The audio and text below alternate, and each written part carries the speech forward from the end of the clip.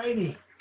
Well, we left off a number of weeks ago in Ruth Chapter 2, and we're going to pick right up there. And kind of a backdrop again, Naomi and her family had gone to Moab, and Naomi left with her husband and two sons. The two sons married in Moab, and then the two sons died, and Naomi's husband died, and she came back very bitter against God, and that showed up in her life.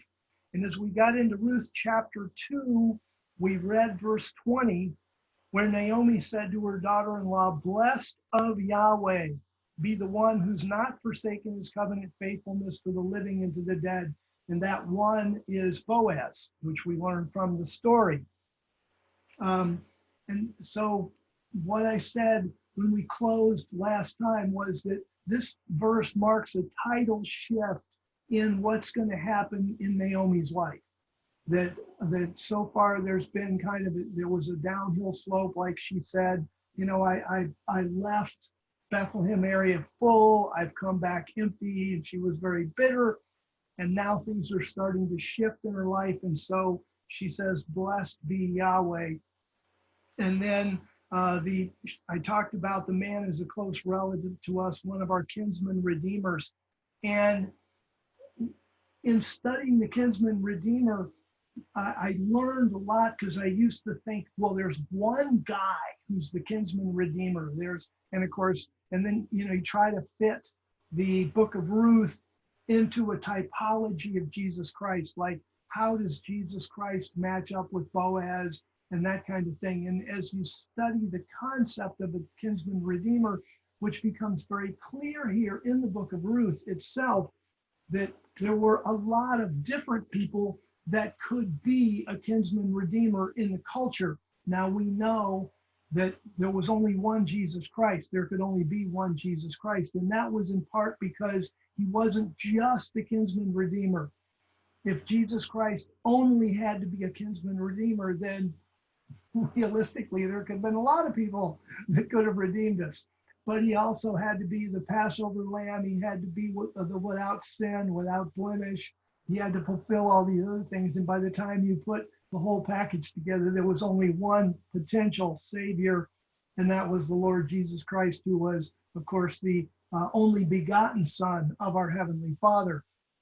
But we'll learn more about a kinsman redeemer, and there's a refreshing quality to that I want to bring out, which is, if there's only one kinsman redeemer available in the culture, then you have to look for that person. But if you realize that culturally, a kinsman redeemer was a kinsman that was in a position to help, to provide what it took to redeem, all of a sudden, I'd like for each of you to think of yourself as a kinsman redeemer. There are so many lost people around us. There are so many people living in the dark. There's so many people without understanding. And you're the kinsman redeemer. You're the one who can walk in and say, "I can show you how to get born again. I can show you how to know that you're born again. I can show you some of the advantages of being born again. I can help you overcome some of the problems." That it's not just that Jesus Christ is the kinsman redeemer. He is the kinsman redeemer. But each of us, as a kinsman of God, as a child of God, has the potential now to step in and help others and redeem people.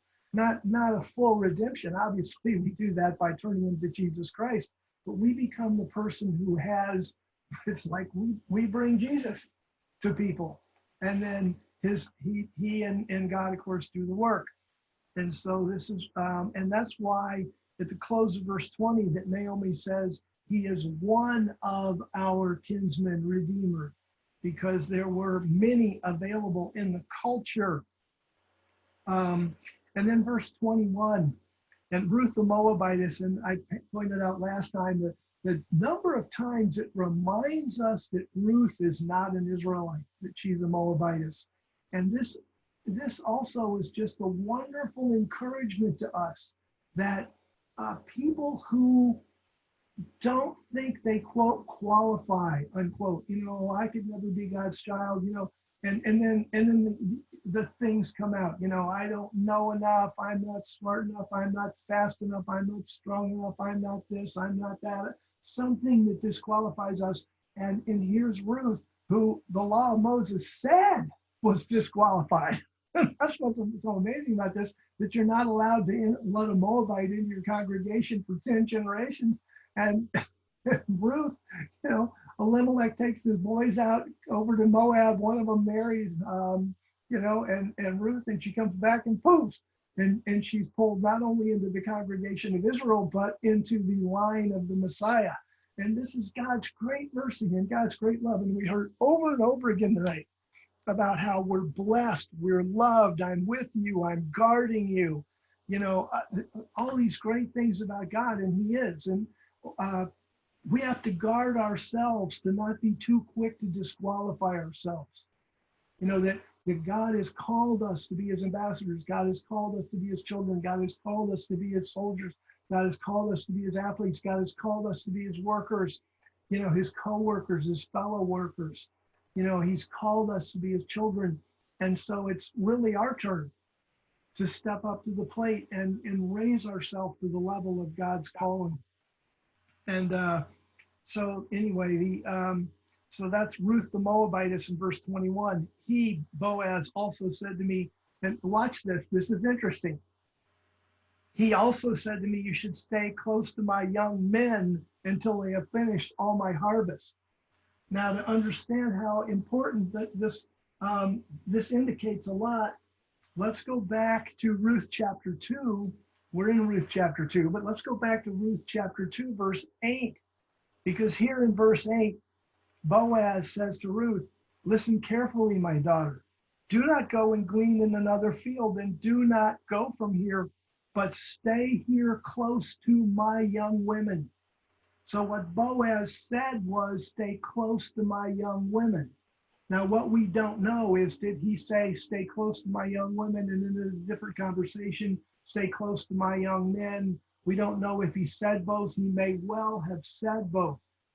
But I can tell you what Ruth focused on, which is really important, because Boaz says, stay close to my young women. And then she says that in verse 21, Boaz also said, you should stay close to my young men.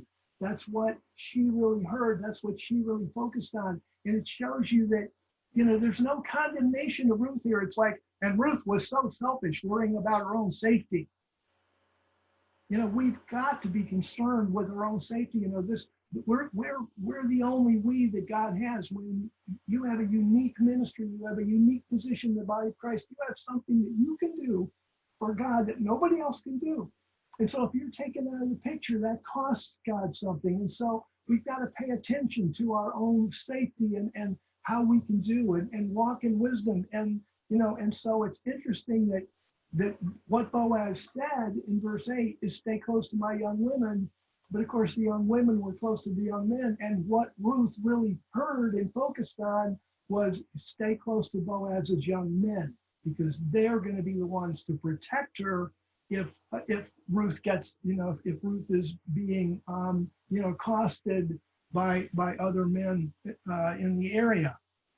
And so it's very interesting. And again, so all the way through these, as we're reading, we're looking for little lessons. God, what are you teaching me? What are you teaching me? What's the little lesson here? The little lesson that I pull out of verse 21 is, it's okay to think about your own life and your own safety, and make sure that you're in a position to really help others. And of course, Naomi recognizes that. Verse 22, Naomi said to Ruth, her daughter-in-law, it's good, my daughter, by the way, I didn't point it out, but the number of times that both Boaz and Boaz and Naomi at this point call Ruth my daughter. She was really accepted into the family. She wasn't an add-on, a tack-on, ancillary, not super important, just around to serve. She really had been pulled into the family. And when she showed up with Naomi, Boaz pulls her right into the clan. and calls her my daughter. So Naomi says, it's good, my daughter, that you go out with his young women. It's kind of interesting. So Naomi defaults to the young women, knowing that that's where Ruth is not going to be among the young men who are harvesting. She's going to be among the young women who are picking up what's been harvested. So that you go out with his young woman so that others will not harm you in another field, because Naomi was not ignorant of the culture. And remember that it wasn't that long ago that the Moabite people had oppressed the people when Eglon, the king of Moab, and his troops crossed the Jordan River from east to west and attacked and subjugated Israel. That wasn't that long ago. There were historic bad memories, not to mention the fact that Ruth would be an unmarried, unattached foreign woman. And so there were a lot of men that would want to accost her or cause her trouble or even go so far as to rape her. And so Naomi is aware of that and says, this is really good that Boaz has been so gracious and opened his people to you and his family to you so that others won't harm you in another field. And then 23, we see that Ruth herself doesn't act foolishly. You know, we had in Mike's prayer this morning, he prayed, you know, that we would have wisdom, that we could walk in wisdom. And it's really true. You know, we need to walk in wisdom. And I love how verse 23, you know, Ruth walks in wisdom. She isn't doing foolish, stupid things. She stayed close to Boaz's young women in order to glean until the end of the barley harvest and the wheat harvest. And she lived with her mother-in-law.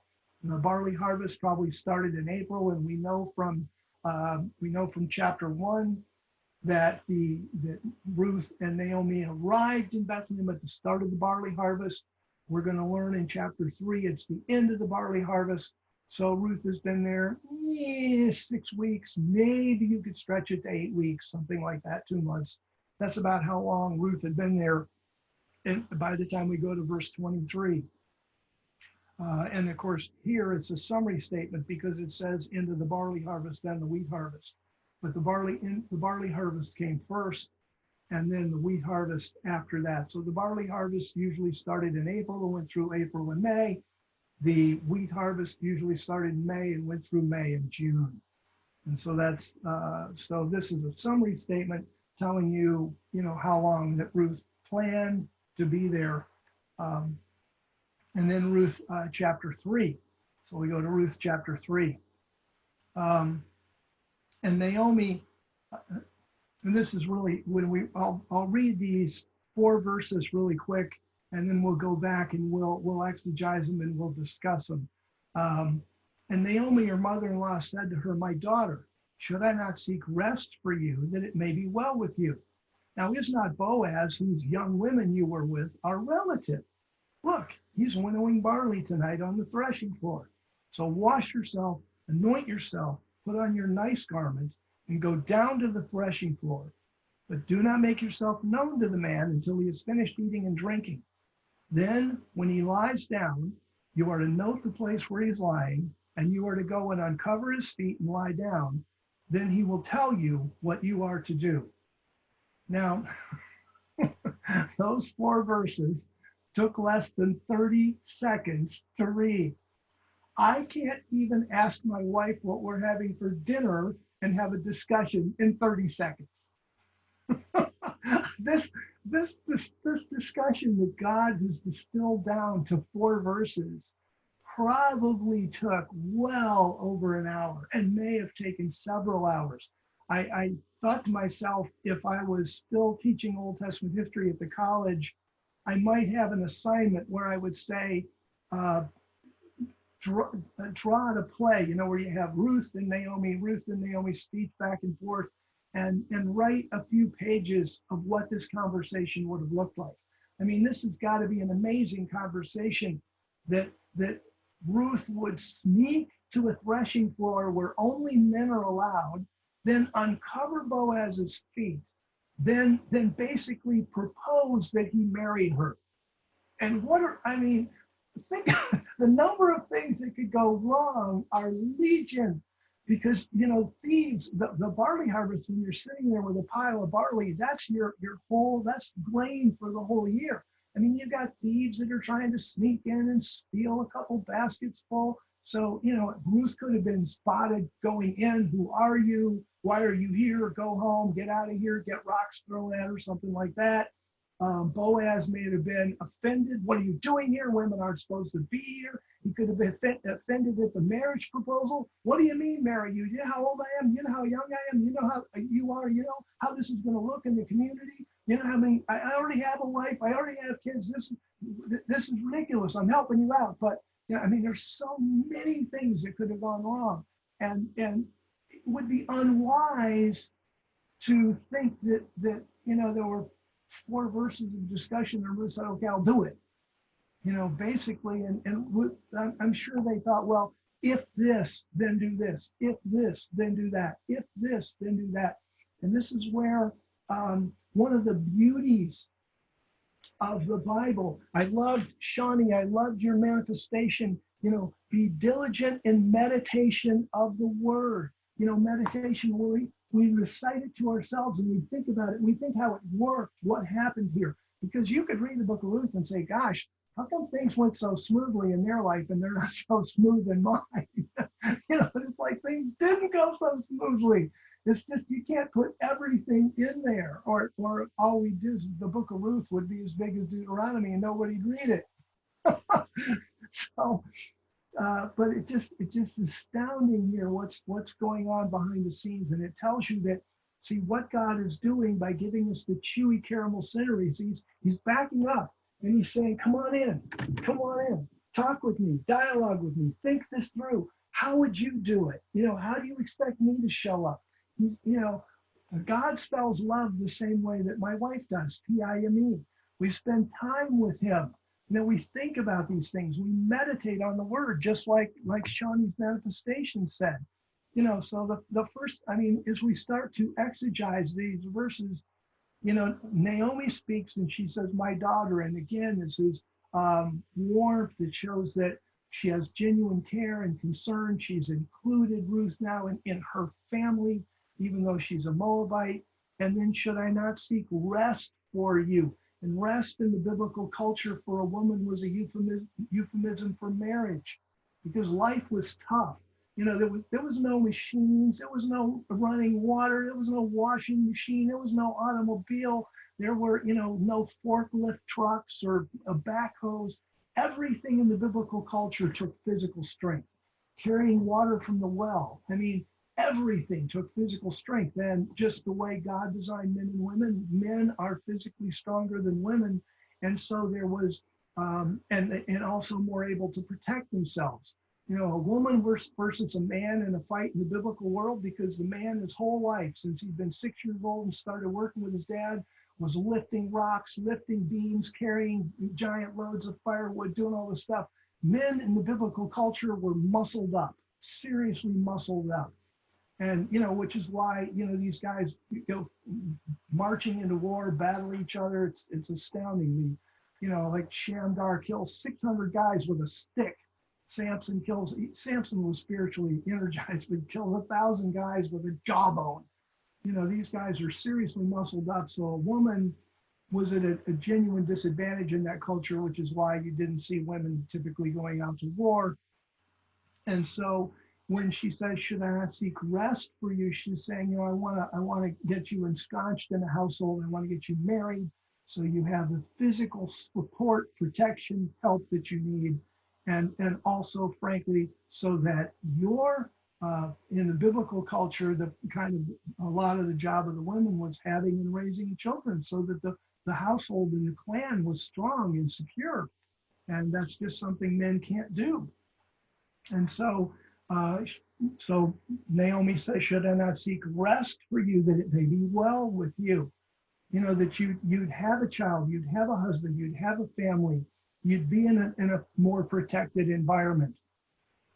And so in verse 2, now is not Boaz, whose young women you were with, our relative? And this is a different word than the word used for kinsman redeemer. And that's pretty important to realize, because the kinsman redeemer was supposed to be a relative, but there were lots of relatives because families were big. Um, I mean, you take Mary, the mother of Jesus, had at least 7 children because she had Jesus. Then she had James and Simon and Joseph and Judas. So she had 5 boys, and then his sisters, are they not with us? So she had at least 2 daughters. So here's Mary, the mother of Jesus, and she has at least 7 kids. And that was, normative in that culture. They didn't use birth control, and they wanted lots of children because some of them died early. Some of them were rebellious or ran off or didn't help the family, like the prodigal son. Um, and you wanted people around that could support the family and build the clan. So that was, something that was important. So Boaz is a relative. And then she says, look, he's winnowing barley. And the winnowing process, when you harvest the barley, first obviously you have to grow it. And then you cut it. And then you put it in sheaves and you carry it to the threshing floor. And then you thresh it, which is separating the grain from the stalk. And then you get rid of the stalks, and that leaves you with the barley, but the grain is mixed up with little tiny cuttings. And so winnowing is, you waited till the night. Notice it says he's winnowing barley tonight. And the breezes in Israel are typically much greater at night than they are during the day. In the day you can have, day after day of just basically still, but you have a night breeze. This actually shows up in Genesis chapter 3, where it says that God came walking through the garden and then the cool of the day is the King James, I think it comes through in the cool of the day, but the Hebrew word is ruach, spirit, which is also wind, of course, in the windy part of the day, which is the evening. And so in the nighttime or the windy part of the evening, then you winnowed, which meant you took the grains and the little piece of the flake called chaff, you threw it in the air and the chaff flew off, and the grain, which was round and heavy, came straight back down. And so that's what he's doing. So he's winnowing barley tonight on the threshing floor. And the fact that he's winnowing barley tells you the barley harvest is over. So if she got there at the beginning of the barley harvest in April, it'd now be like the end of May. She's been there 6 weeks, maybe 8 weeks at this point, is how long Ruth has been there by the time you get to verse 2. Verse 3, here's Naomi's plan. So wash yourself, anoint yourself to smell nice, put on your nice garment, which tells you that Ruth brought some things with her when she came from Moab, and go down to the threshing floor, but do not make yourself known to the man until he is finished eating and drinking.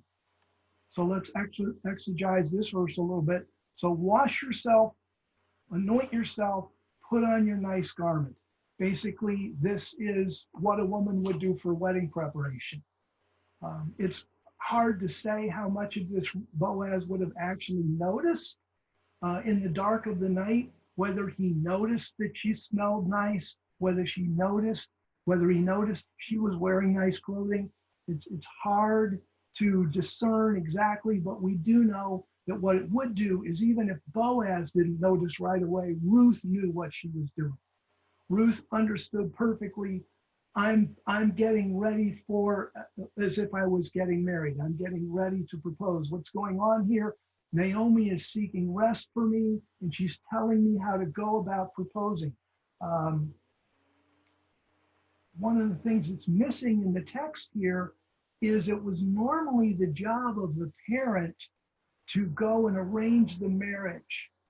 And that's completely missing from the text and unexplained. And I've never read a scholar that's even really posited a possibility of why that is. Why didn't Naomi go and talk to Boaz? We don't know. That would have been the normal, standard, cultural way for things to happen. It may be that something like Naomi wanted to make sure that Boaz was alone, or who knows? We don't know. So the Bible just doesn't say, and we don't know why Naomi chose this path to try to get Boaz to propose marriage to Ruth, although it was kind of the opposite way, actually. Ruth proposed. So she says, wash yourself, anoint yourself, put on your nice garment, and go down to the threshing floor. Remember that Bethlehem is on a high spot in the area. The threshing floors were generally down and generally to the east. And so that's why she says, go down to the threshing floor. Ruth is going to make the walk downhill to the east. And then she says, but do not make yourself known to the man, that's Boaz, until he has finished eating and drinking. And basically what is going on here is Naomi's giving the clock time to make sure that it's dark, so Naomi won't be seen, and also giving Boaz time to finish the harvest. Remember, the barley harvest was a time of great merriment, great enjoyment. You'd worked really hard, you'd prayed for the harvest, you'd prayed that there would be enough barley, and now there is, and there's a plentiful barley harvest, and so wow, you're having a great time, and it's not the right time to interrupt that. And one of the, again, I'll point out that in the prayer and in the manifestations today, we heard about wisdom. Wisdom is so important. If you go to Proverbs chapter 20, Proverbs chapter 20 has an absolutely fabulous proverb that it really bears understanding some of the cultural background. Because way too often, especially in our modern culture where we aren't taught to be patient, we aren't taught to be wise, we aren't taught how to do things in a way necessarily that is advantageous for both parties. We're a very emotional culture. We're a very, I'll do it right now, I'll do what I feel, I'll do it off the cuff. I'm important, so I'm going to do what I feel. So we tend to be a very pushy culture. And that's not always the wise way to be. It's not always the best way to be. And so Proverbs chapter 20, verse 5 says, the counsel in a person's heart is like deep water, but a person with discernment will draw it out. What does this mean? The counsel in a person's heart's like deep water. Almost all of the people at that time period were drinking water out of a well or a cistern. The vast majority of the people were drinking water out of a well or a cistern. A few people would live by a lake or a stream, but the vast majority of people were drawing water out of a well or a cistern. And so what happens? You take a cistern, even if it's a fairly, even if it's not a super big cistern, the water on the top of the cistern, the sun's beating down. You all probably, every one of you's experienced where you've been in a lake or an ocean, where if you stay in the top 2 feet of the water, it's pretty warm. And as soon as your feet go down 6, 8 feet, then it's really cold down there. And so the water at the top of the well or the top of the cistern, it's been sprinkled with dust because people have walked up and it's a dusty area and the water's hot. And what are you drawing with? Well, your chances are you're not letting a clay jug down, because in drawing it back up, it bangs on the side. You get a risk of breaking your jug. So a lot of the things that drew water were leather. They were like leather buckets. And so they didn't sink very quickly.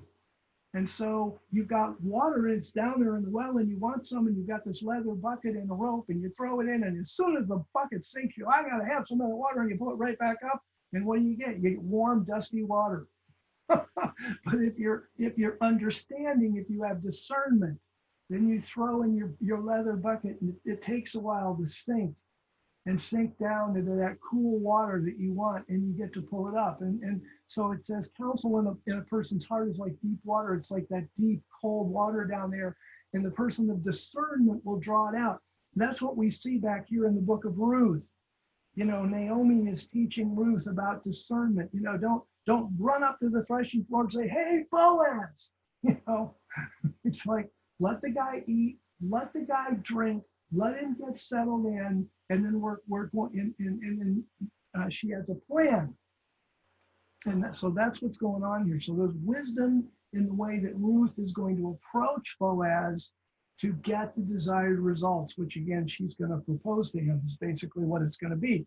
So verse 4, then when he lies down, you are to note the place where he's lying. And again, you've got people that are looking out for thieves. So there would be somewhere in these 4 verses, if you were to write a play about them, would be a giant discussion about how in the world am I supposed to get close to the threshing floor without being misidentified as a thief, or frankly or identified as a woman and driven away. But anyway, that's completely missing. I guess it's just, such an inherent part of the conversation that God just says, well, everybody would know that. I'm not going to put that in there. So when he lies down, you're to go note the place where he's lying, and you are to go and uncover his feet and lie down. Then he will tell you what you are to do. Now, when, by the way, I need to say this too. This uncovering the feet, uncovering a person is often used for sexual intercourse, and the feet are often used for the genitals. And so there's a lot of commentators. I was surprised in my study of the commentaries that I have access to on the Book of Ruth, the number of modern commentators who think that what Ruth did is she went to the threshing floor, stripped, and then tried to seduce Boaz sexually. And the first commentary I read that said that, I was like, this is aberrant. This has got to be, nobody else really believes that. And I was astounded. Our modern culture is so fixated on sex and so fixated on the fact that sex will fix everything. Sex is so wonderful that surely Boaz couldn't resist this 25-year-old woman who is stripped naked in front of him, and he's going to hop right on her and they're going to make mad love.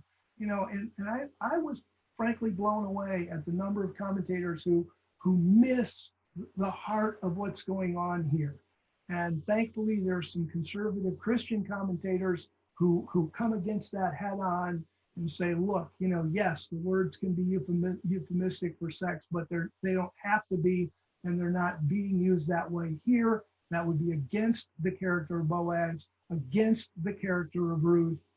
It just isn't what happened. Now, she did uncover his feet uncover his feet and lie down, and he will tell you what you are to do. And we'll talk about uncovering the feet in just a second, because it comes up again. So verse 5, and she, Ruth, said to her, Naomi, all that you say I will do. Now, again, this is not, Naomi spoke for 30 seconds and Ruth said, I'll obey. This is, after they hashed things through, talked things out, Ruth had it clearly in her mind what was going on. Then she's like, okay, I got it. I'll do it that way. Verse 6. So she went to the threshing floor and did according to all that her mother-in-law commanded her. And here she says she's going to do what Naomi says. Here she does what Naomi says. So verse 7, when Boaz had eaten and drunk and his heart was merry, he went to lie down at the edge of the heap of grain. Now, we have to be careful here not to import drunkenness into the situation. I don't believe that Boaz got drunk. I can't prove it from the text, except from the clarity with which that he has when he wakes up. When he wakes up, he is so clear. Besides, why is he sleeping by the grain pile? To guard it. The last thing in the world you want to do is be blasted drunk. Somebody sneaks up, takes a bunch of grain, leaves. It's like, oh, shoot, I was drunk. There goes the year's harvest off to a bunch of thieves. So, yeah, did he eat? Absolutely. Did he drink? Absolutely. And his heart was merry. Why? Well, sure, partly because he was full and he was satisfied and he'd had a nice glass of wine, but partly because he's looking at this giant grain pile and realizing the blessing of God on his life, on his family, on his clan.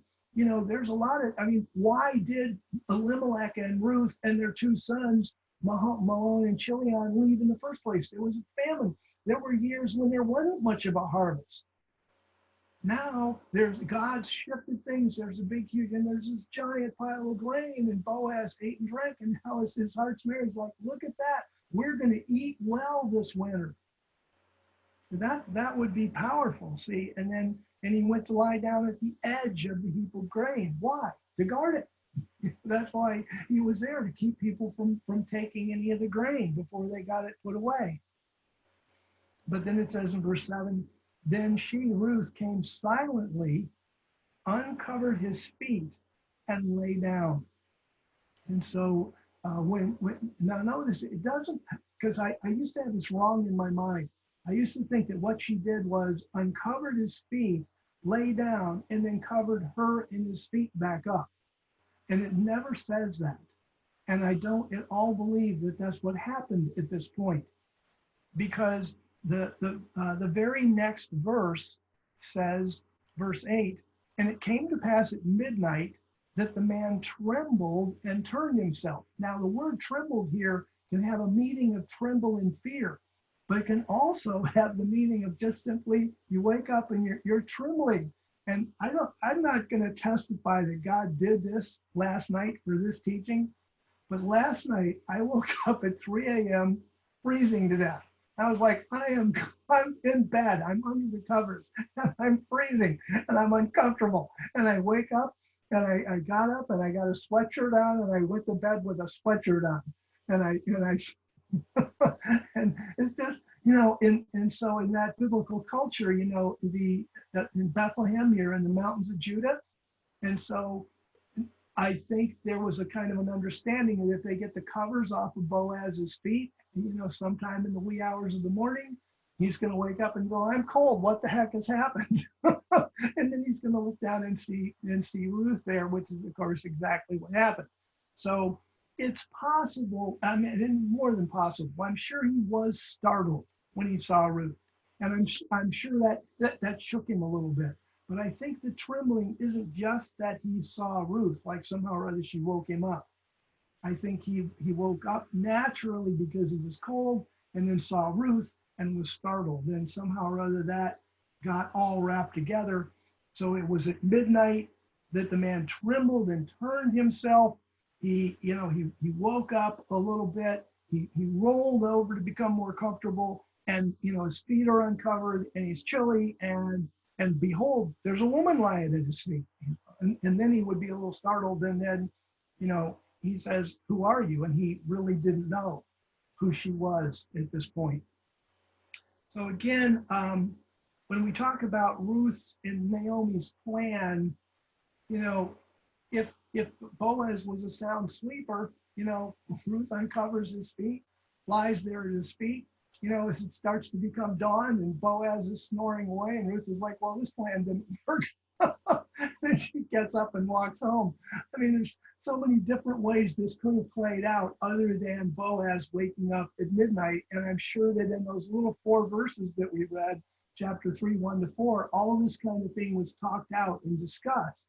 And the Bible just tells you that, what the plan was, and by golly, it came to pass. And then, here we have these manifestations about, God helps us overcome our problems, that God is with us, God is guarding us, and how do you see it? You see it in things like this that work out, that there's so many things in our life that work out, that work well, that occur, and we should see the invisible hand of God behind that, like we do here. So Boaz in verse 9 says, who are you? And Ruth answered, I am Ruth, your servant. And this is, Bill Schlegel and I had quite a discussion about this, because unfortunately in American English, I don't know how British English and Irish English are right now, but in American English, we don't have a lot of words for servant. I venture to say, like, for example, I have a guy that comes and mows my lawn because I'm allergic to grass, but, or at least allergic to hay, dry grass pieces and stuff. And so I hire him. I would never call him my servant. Oh, this is my servant who comes and mows. No, he's not my servant. I pay him and he comes and mows my lawn.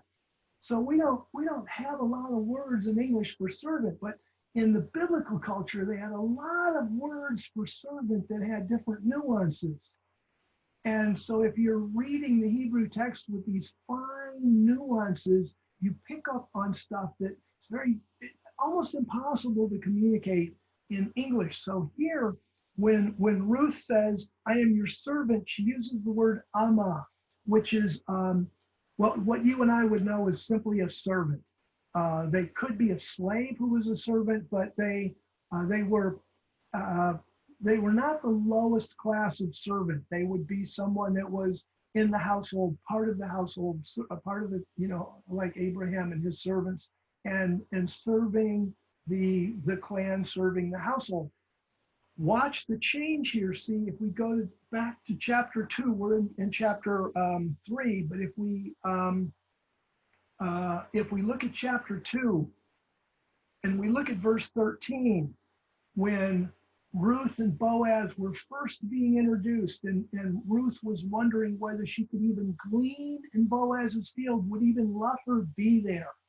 Then verse 13, and she said, let me find favor in your eyes, my Lord, because you have comforted me and because you've spoken to the heart of your servant, though I don't have the standing of one of your female servants. And the word servant in verse 13, when she says, you've spoken to the heart of your servant, totally different word, shifcha. And shifcha was the absolute lowest servant on the totem pole, usually not even a servant of the man of the house, usually a servant of the wife. Like she's such a low servant that she doesn't even get to serve the man. She has to serve the woman of the house. And so when Ruth first is introduced to Boaz, her first speech with him, she refers to herself as the shifka. It's like, I'm the lowest person possible on the totem pole, and yet you have shown me favor. But that kind of servant would not be in a position to propose to the man of the house, propose marriage to the man of the house. So she shifts. In verse 9, when Boaz says, who are you? She doesn't say, I am Ruth, your shifka. She says, I am Ruth, your ama. I am your servant. I am one at this point who is, okay, I'm a servant in the fact that I serve you. But women did that for men. They served men. So she's saying, I am worthy to be married to you. And she does that by changing the word she uses for servant. It's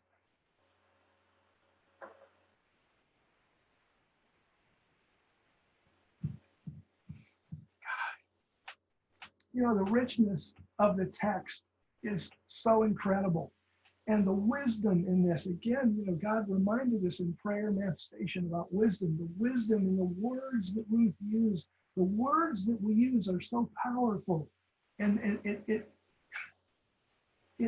behooves us to think through what we say, how we say it, to whom we say it, the vocabulary that we use, so that we make our point for the Lord. We stake our stake in the ground for the Lord, but we do so in a way that doesn't offend people unnecessarily, doesn't hurt people unnecessarily, but it makes our point. And Ruth did that here.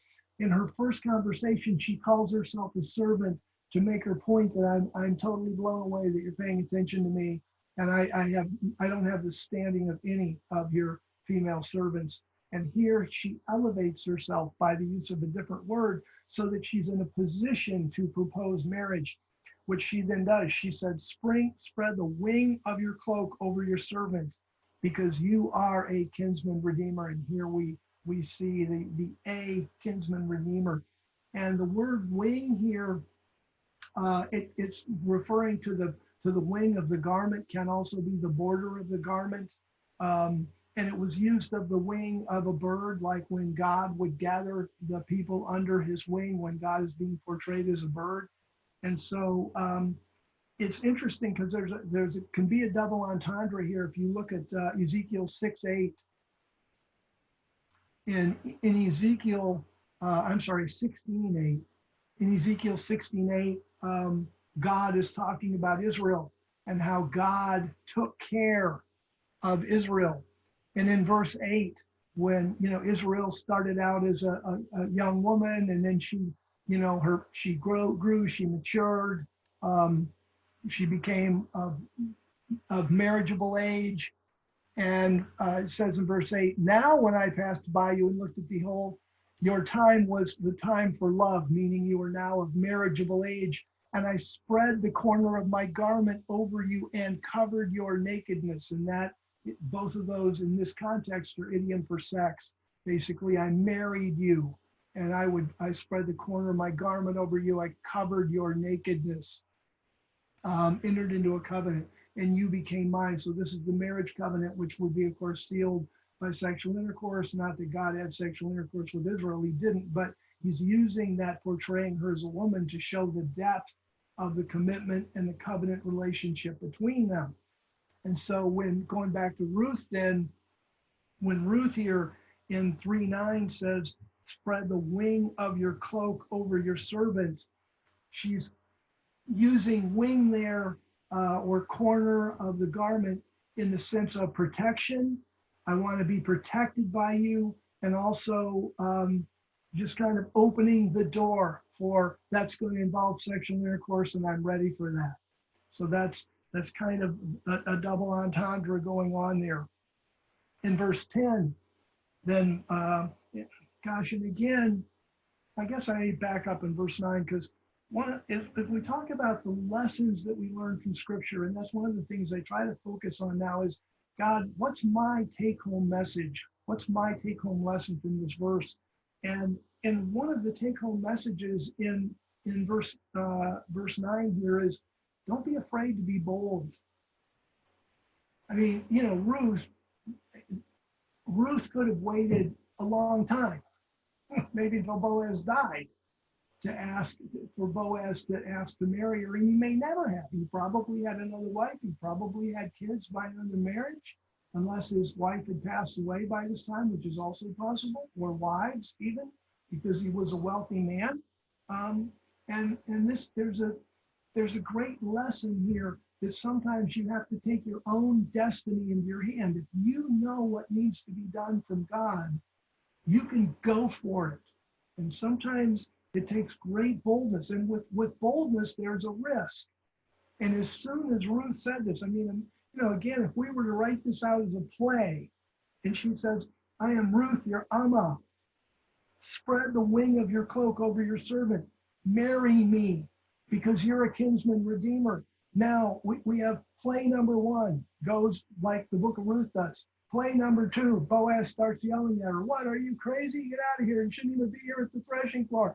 Play number 3, I mean, this could have played out a bunch of different ways, but what we see behind it is Ruth's tremendous boldness, and there's no guarantee. Gosh, and somewhere, even in the manifestations, God, he says he helps us overcome our problems. There's going to be tribulation. These things are going to happen. And sometimes we make the best plans, and sometimes we're bold. Like we go and approach somebody about getting born again, getting saved, turning from their life of sin, and they yell and scream and holler and hate us and call us, bigots or whatever. It's like, okay, there's a risk to life, and Ruth took one here. And sometimes you got to be bold, you got to take a risk to move things down the checkerboard. And so he says, spread your garment. Then verse 10, and Boaz said, may you be blessed by Yahweh, my daughter. And again, you see the age difference between Boaz, who was probably at least in his 90s, and Ruth, who was in her mid-20s. And so you have, may you be blessed by Yahweh, my daughter. You've shown more devotion at the end than in the beginning. In that you did not go after young men, whether rich or poor. Now, why does that show more devotion at the end than at the beginning? See, in the beginning, Ruth left her mother and her father and her family, and she came to Bethlehem, Judah, knowing that she was from an enemy country, or at this time it wasn't so much an enemy country, but certainly a foreign country had been an enemy, and she left everything she knew to come and support Naomi. And that was certainly, when he says you've shown more devotion at the end than the beginning, he's saying you showed a lot of devotion at the beginning, but now he's saying, wow, I get what's going on here. I mean, he's not stupid. He doesn't think that Ruth wants to jump in the sack with a 90-year-old man. He's not dumb. What he's saying is, I get it. You want yourself and your mother-in-law to be taken care of. You want to be part of a family, part of a clan. You want to be included by the marriage covenant, and you're concerned about how your mother-in-law is going to be taken care of, and you're not concerned that you're going to have wild sex with me for the next 10 years of your life, and that you're going to have a bunch of kids and stuff. In other words, you're willing to put your future on hold to make sure that your mother-in-law and you are well taken care of financially. And he says that's an amazing sacrifice for a young woman to make in that culture when children were everything, and and so much of that stuff. And you guys get what I'm trying to say here. And that's why he says you've shown more devotion now. What you're saying now, what you're proposing now, takes more devotion than what you did before. That's what he's saying. And it's just fantastic, because it did. This is Ruth's life. What does she think being married to a 90-year-old guy is going to be like anyway? It's her life, and yet she's giving it up in sacrifice. Wow. And what can Boaz say? About the best thing he can say is, may you be blessed by Yahweh. May, in this decision that you're making, may Yahweh figure out ways to make sure that you're really blessed and you're really taken care of. It's just fantastic stuff. Real high. And he says, you show motivation at the end than at the beginning, and that you did not go after young men, whether rich or poor. Young men that may have been more your well, anyway, young men, young women typically go together. Verse 11. Now my daughter, and he still recognizes the age difference. He's not all of a sudden, he's not, elevating her. Okay, I'll marry you. And he's like, my daughter. He knows what's going on here. Do not be afraid, because he probably understood you're taking a huge risk here. Coming to the threshing floor alone as a woman and laying down and proposing marriage to me. You're taking a heck of a risk of all the different possibilities that could have happened, but don't be afraid. And then he says, for I will do for you all that you say, and I like this, for all the gate of my people knows that you're a woman of noble character. Of course, the gate, the elders were at the gate, the elders of the city were at the gate. And verse 12, and verse 12 is where I'll end this teaching, and we'll pick it up next week. And I will be here next week, God willing. So he said, watch this in verse 12, because as I read this over and over, and as I meditated upon this, it was, watch the risk here, because verse 12, he says, now it's true that I am a kinsman redeemer, but there is also a kinsman redeemer nearer than I. That may have been news to Ruth. It seems to have been news to Naomi. May not have been. But why would Naomi tell Ruth to propose marriage to Boaz if Naomi knew that there was a kinsman redeemer who was in line before Boaz? But I'm fairly certain that Ruth didn't know this. And so here's Ruth, who's thinking, I'm going to go there. I'm going to take all this risk. I'm going to propose to Boaz. If he says yes, at least I know what I'm getting.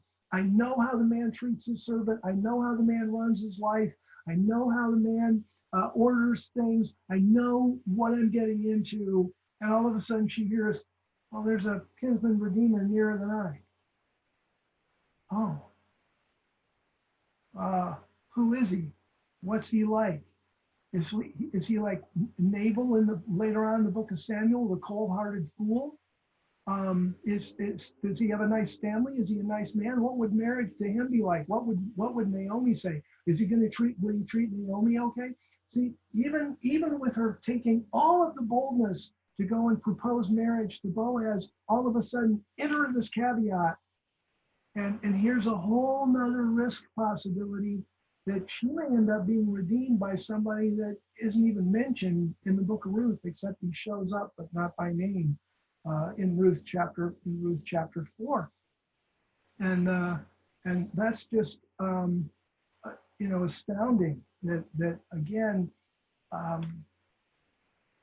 we would like life to be, maybe I should speak first person, but I would like my life to be much more simple, kind of planned out. I know what's going to happen. There's not a lot of sudden changes, especially if they involve a lot of risk in the rest of my life. Um, and yet that is very much what is, what life is like. Life has risks. Things turn on a dime. Somebody, all of a sudden is diagnosed with cancer. Somebody all of a sudden is in a car wreck. Somebody, there's so many different things that can happen in life that throws curves. And what we have to be prepared for is exactly what God said in the manifestations, that it'll help us overcome our problems, that we need to walk in wisdom, that we've got to know that we're blessed and loved, that God is guarding us, that we will go through tribulation, but we can overcome, and that we need to be diligent in meditating on the word so we understand some of these things. And that whole package was in the manifestations and prayers today. And I feel like, heck, that was really the chewy caramel of my teaching. But I trust you guys have learned a lot. I certainly got a tremendous amount of learning as I've studied the Book of Ruth and really seen life and how wonderful it can be in the invisible hand of God. And anyway, so I'll quit droning on. But thank you guys so much for attending and being with me and sharing this. I'd like to open the floor for comments, questions, discussion.